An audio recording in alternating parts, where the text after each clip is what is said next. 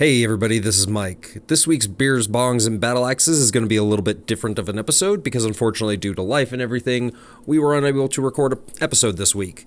So instead what you're getting today is a podcast I recorded a few months ago with my buddy Maya, which was intended to be the return of our old podcast, Schlock Your Socks Off. Unfortunately, time does not permit us to really record that podcast anymore. So it's from going on here on out, if there's anything particularly schlocky that we see that we want to talk about, it'll be a special episode of Beers, Bongs, and Battle Axes.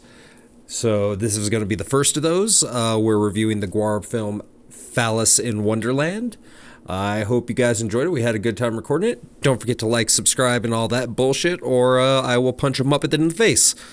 All right, on with the show. Beer. Beer. Bong. Battle axe. Beer. Bong. Battle axe. Beer. Bong.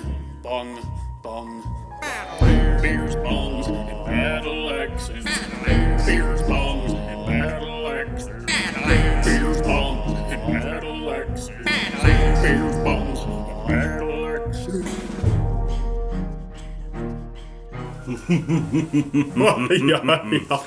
We're back, bitches. This is Schlock Your Socks Off. Well, technically an offshoot, because the working title for this new series is going to be Schlock Your Socks Off, Bohab Bonanza. Yeah, the Gwar Spectacular. Yep, this is going to be a little bit of a podcast dedicated specifically to Gwar. Yes, and if you don't know Gwar, well, they don't know you either, so. Yeah, what have you been living under a goddamn rock? They've been around for 35 years at this point, god damn it. And for those of you who don't know, they're Viking space gods. Who have been terrorizing the planet for, as I said, 35 years at this point. Yes, and they like to fuck. Everything. Men, women, dogs, apes.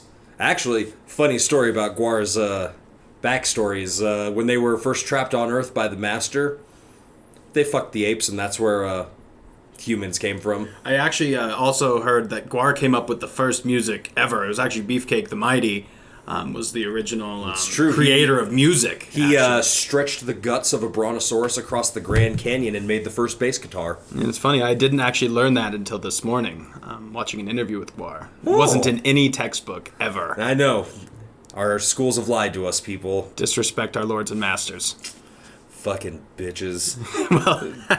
But anyways, for those of you who don't know, since it's been a couple years since we've done this podcast, I'm your host, Mike. And I'm Jeremiah. Yeah, and Maya, since this was actually surprisingly your idea, why don't you tell us what we're going to be talking about today? All right, so we're going to be talking about Gwar. Okay, please be more specific. Specifically, there's a movie Gwar made, a short-form music video, I guess. Long form, sorry. I guess 55 minutes isn't short. And they were even nominated for a Grammy for this. They lost to Annie fucking Lennox, though. Well. Anyways, they were nominated for that, and I just really like schlocky horror movies. And this is about as schlocky as you can get. Maya, this is going to blow your fucking mind. Well, I watched like 2 minutes of it a week back before I even texted you, and I was like, this is weird, what is this? So I just texted him and asked, and of course he knows everything about it, and we're doing a podcast on it now.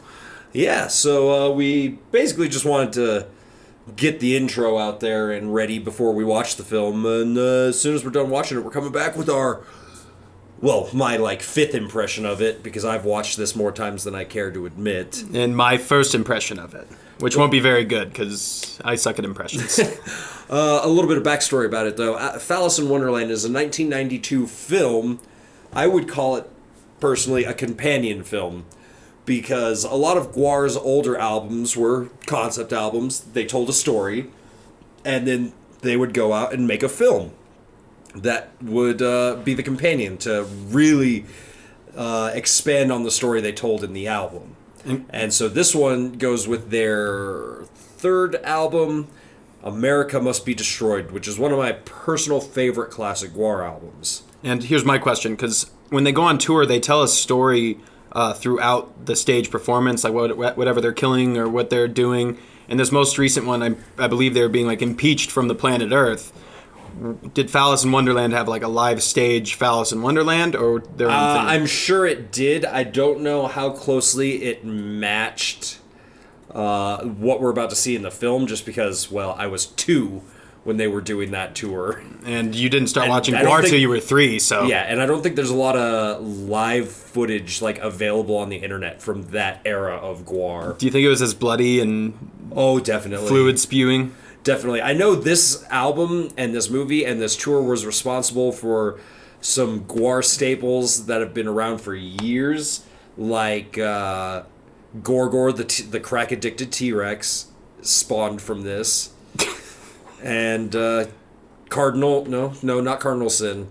Father Bohab, which is what Gwar fans are named after, a kitty-touching Catholic priest named Father Bohab. Awesome. And is Odorous the star of this movie Odorous was the lead singer, a late lead singer? Yes. I mean, they're all really the stars. The only character that's barely in it is Flatus Maximus, the lead guitarist, because they were in between Flatus Maximuses at the time. So you only see him like once or twice, and he actually dies in the film. But other than that, yeah, Ballsack the Jaws of Death, Jizmac the Gusha, Beefcake the Mighty, all are there. Slyvenstra Hyman. So the current lead singer was the original Beefcake the Mighty? Or? Yes, I don't know if he was still Beefcake at this point, but yes, the current lead singer was the original Beefcake the Mighty. And just to not confuse anybody anymore, we're going to go watch the movie, I think. Yes, and then we'll talk about it. So, be back in about an hour.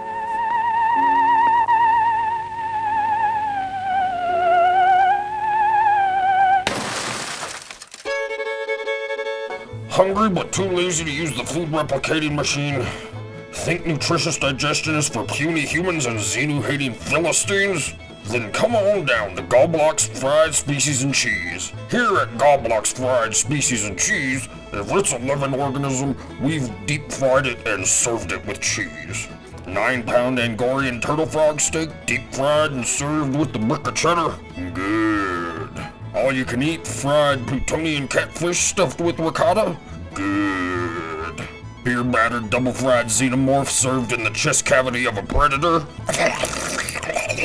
Delicious. If you can survive, let alone finish one of our meals, you will win a promotional clothing item, your holo photo on the wall, and a lifetime supply of stimulants to counteract the negative effects of our food.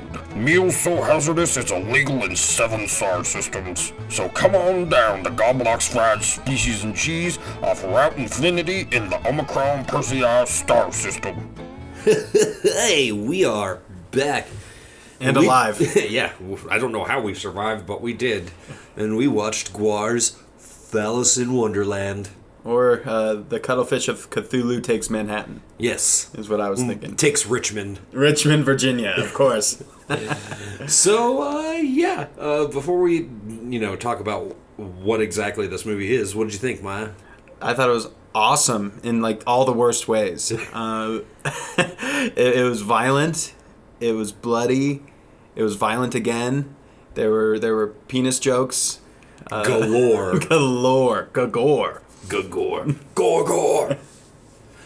Yeah, I mean, this is like my 5th or 6th time seeing it since I own it on Amazon Prime, but I love it. The plot is threadbare at best. I couldn't really tell you the plot. I know that Odorous's penis was on trial. Yeah, gets arrested by Edna Grambo and the Morality Squad and put on trial for obscenity and being a penis. And what was the superhero called again? Corporal Punishment was My there. name is Corporal Punishment, and I'm here to scratch your back.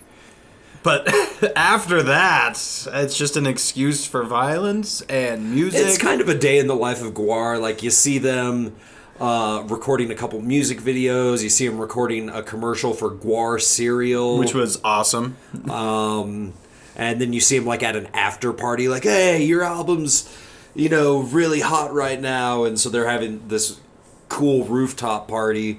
And in comes the Morality Squad to just fuck everyone's day up. I liked how they would, like, kind of show how the media portrays violence, like how violence can make people violent, or violence in the media can make people violent. And this one kid basically because of Guar, I might add, irons his mom's face. With a hot iron. Yeah, a hot iron. Which, you know what I thought was so funny about that whole gag, too? Is his, like, devil on his shoulder friend, the dude with the bleach blonde hair. He's like, you should hit her with this, and literally picks it up by the bottom with no problem. And then he immediately goes and burns his mom's face with it. Yeah, exactly. It's just like a funny little blooper. Like, he grabs it from the bottom. You'd think his thumb would be burning off at that point, but nope. And maybe it was. We didn't really. The movie's full of a bunch of little plot holes like that, and like faux pas. I think there's clearly some sort of a budget, but this was clearly a very, very low budget. I mean, they had enough of a budget to hire a professional lighting crew, which that's one of the things I'll say about this movie. It's lit fantastically for what they're doing. Like the outdoor shots, the indoor shots, just like it looks great. Minus The home video camcorder they're using to film it was 1992 and they were on a budget. But no, I think honestly the only part I don't like about it is the CG, because obviously they didn't really have any way to get around it, but they did not have any sort of budget for the CG, so it looks fucking awful. And there's a lot of CG, and it starts off on a really like weird note. Like, you're not, to someone who doesn't like Guar, I don't know if they'd get past the first couple minutes, but to someone that likes Guar, once they hook this guy and the CG basically starts, you know you're in for a very B movie, C- movie, D+ movie quality. I would definitely call it a B movie, but all the practical effects are really good. Like, they're up to snuff with what you would see at a live Guar show. Yeah. From the blood to the, like, cutting people's heads off, cutting people's toots off. The music was good. Oh, yeah, the music's fantastic. That's one of my favorite albums by them. And at one point, a skateboard gets hit onto someone's head and is, like, stuck between... right in his skull, yeah. like it was a battle axe or something. Yeah, that was pretty awesome. This movie doesn't make a lot of sense. I think you really do have to already be a fan of Guar to enjoy it. Maybe drunk too. Like, I feel like if I was like inebriated, I would have enjoyed it even more. I would have been rocking out. We were at the office, so we have to be good boys. At the office at 1 p.m. But it's shocking, don't you think, how much the world has changed? Considering back in 1992 when this came out, with all the dicks you see in it and all the blood and gore, this got nominated for a Grammy. Not only what you just mentioned, a cross is put into a priest's anus. Yeah, and violently. The priest deserved it, don't get me wrong. Because he was molesting a child. Yes. But you would think in all the things I've seen, like when something gets shoved up someone's anus... It's always a reaction shot of the person's face. Never have I ever actually seen it, and they show it completely. And this isn't like some small cross that you'd hang up in your kitchen either. Father Bohab, the priest who's part of the morality squad, is waving this thing around like a club throughout most of the movie. I thought it was a sword at first, then I was like, wait, that's the cross he was holding. Yep, right up the pooper. These motherfuckers. Sorry, folks. Somebody called our office line, even though... Should I answer it? Down. No, we never answer this shit. I thought we can cut this part out. Can you please remove us from your call list? They never do. They never do. Maybe it's Guar. Wouldn't that be awesome? Anyways. Wouldn't it be nice if we finished recording this podcast and somehow Guar heard it and they were like, next time we're in Denver, we want you guys to die on stage. I mean, it worked for Springer. Maybe it'll work for us, though we don't have the platform Springer does. I would love to die on stage for Guar. I mean, we died at their last concert. They murdered every one of us. Yeah, we're actually walking corpses right now. Why are you talking about Springer? Are you talking about the opera? No, back in the... Probably, I think, maybe 2 or 3 years after this movie came out. 97, I think. No, I don't think it was that far along. It was like 95. Guar was actually on an episode of Jerry Springer, because he was... doing an episode about shock rock and how it's affecting the youth. Hilarious. Well, what's even more hilarious is that Dave Brocky artistfully takes down this mother who is like, your fucking music and your image ruined my son. He's like, you're just using us as a scapegoat for the fact that you fucked up raising your own child. And you're just like, and bravo, sir. And the night before, or a couple nights before, Jerry went to one of their concerts, and they fed him to the world maggot eater. Yes. Oh, the world maggot. It is a giant maggot that lives at the center of the earth. And I think this Toilet Earth, this is from that album, so like 2 after this one. And the whole plot of that album is they're trying to summon the world maggot so they can ride it off into space and finally escape Earth. Because through all the 90s, like, that was Guar's goals. Like, we've been trapped here by the Master, and we're trying to get back into space because fucking hate Earth. And how did that work out? Because they're still It did not. No, now they're being impeached from Earth. They didn't end up killing the Master until 1998 or 99's We Kill Everything. Yeah, we're going to have to go through the history of Guar in one of these. Oh, we're definitely going to be doing more of these. Because we got a lot to watch. There's the Insidious Soliloquy of Skullhead Face movie, which is for this Toilet Earth. There's Beyond Hell Live, which is the closest thing we'll ever get to a movie for the album Beyond Hell, and just all kinds of shit to talk about. And we eventually we're going to go to the Guarbecue. If they ever bring it back. Yeah. One of these days in Richmond, Virginia. Why Virginia? Is that where he's from? That's where the whole band's from, Richmond, Virginia. That's pretty cool. Right. I mean, I can't imagine the whole band now is from Richmond, Virginia. I think most of them are, because that's where Slave Pit Inc. is located and whatnot. There's just been so many people coming in and out. That'd be crazy. Well, I mean, they all met at an art school in Richmond, so they probably get fresh talent from there. Like, hey, you like heavy metal? Put this You on. like horror? You're in. Oh, man. And we did go to a concert recently of Guar, and that kind of just turned me over to this whole, like, lifestyle. Yeah. It was one of the best theater experiences ever. And it was just this small concert hall, if even. Summit Music Hall in Denver. Woo! One of my favorite places in the whole goddamn world. And that was just like a dream. I got to crowd surf. I got to go into a mosh pit. I was sprayed with blood, semen blood, something blue. Yeah, I don't know what that was, but we don't ask.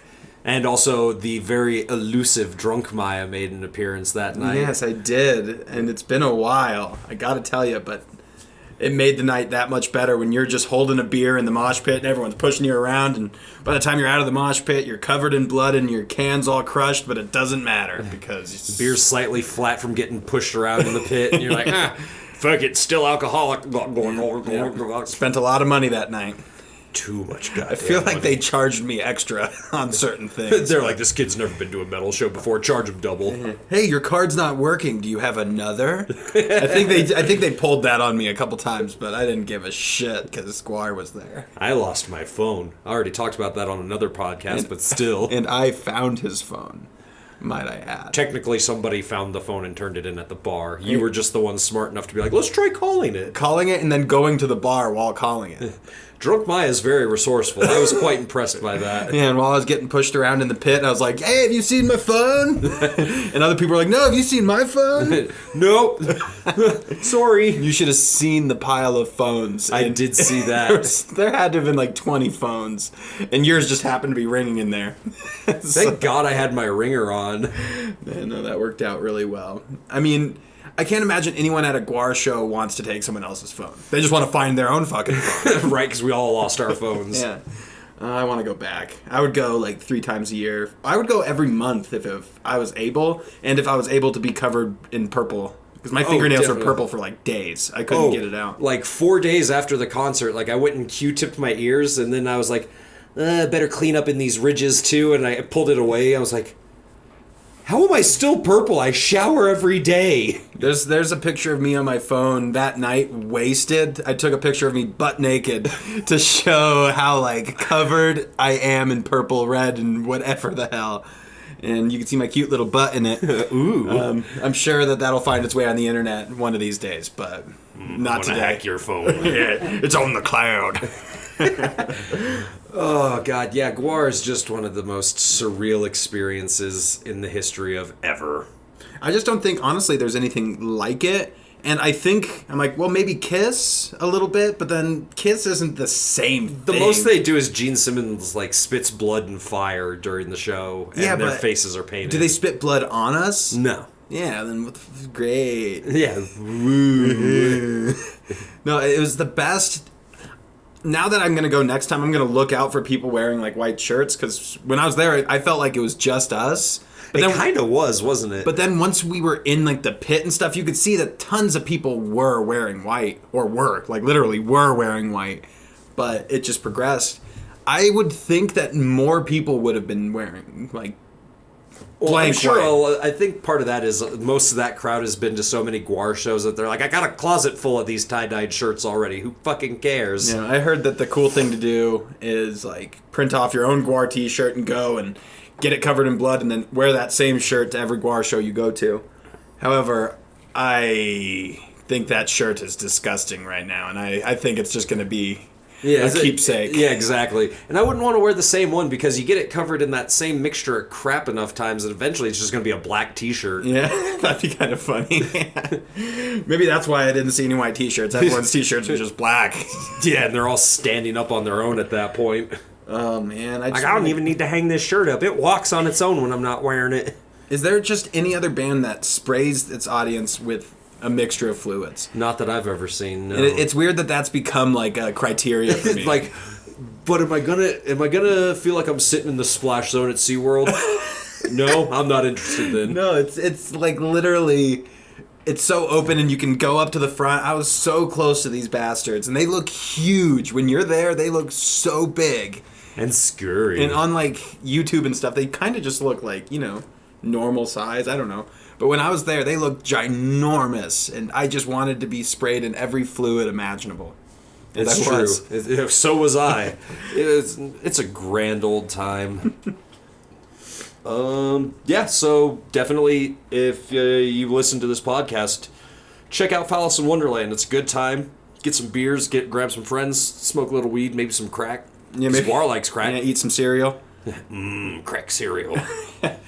But I think that about covers it for us. Yeah, I think that'll do it for today.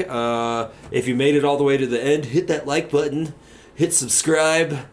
Yeah, share this with your friends, or we'll sick Guar on you, and they will murder your faces off. Hail genocide. yeah, hail the Viking gods from outer space who like to fuck. Yeah. And that's going to do it for us.